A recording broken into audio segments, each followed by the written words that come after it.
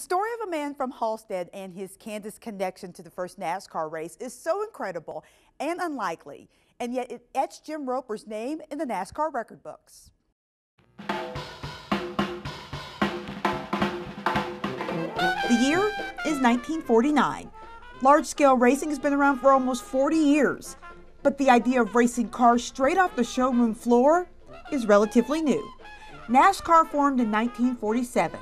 2 years later, the strictly stock division, which we now know as the Sprint Cup Series, gained traction.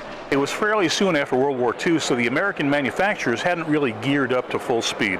And then in mid-1949, in June, there was enough cars that were being manufactured that they were finally able to launch what they called the strictly stock division.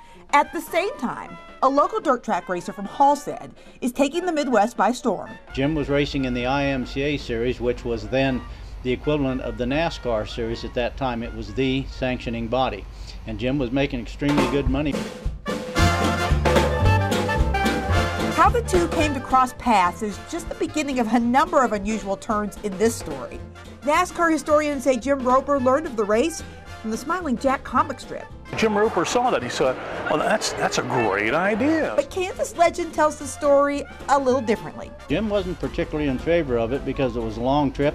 He was making good money racing in the IMCA series, but the car owner said, well, we're going to go, so they drove there. Either way, Roper and Great Bend car dealer Millard Clothier decided to drive the 1,100 miles to Charlotte, North Carolina, with their eyes on a big cash payout. It was a lot of prize money in those days, $2,000 to win. Millard had two brand new Lincolns, and they drove both of those cars all the way from Kansas to Charlotte.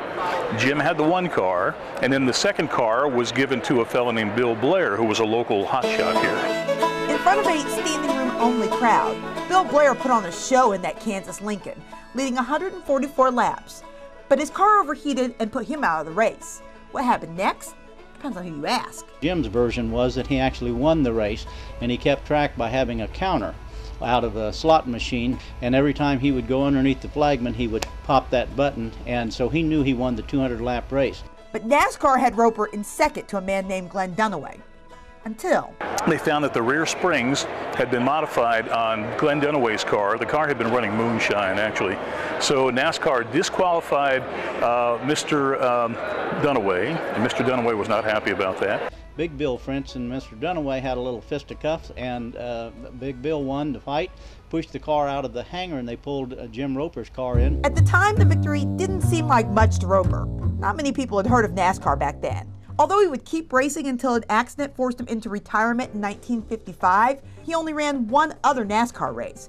But that was just enough to earn his place in NASCAR history. He's one of those guys that has really etched his name in the record books by being the first, and you can never take that away from him. After Roper retired from racing, he worked as a flagman.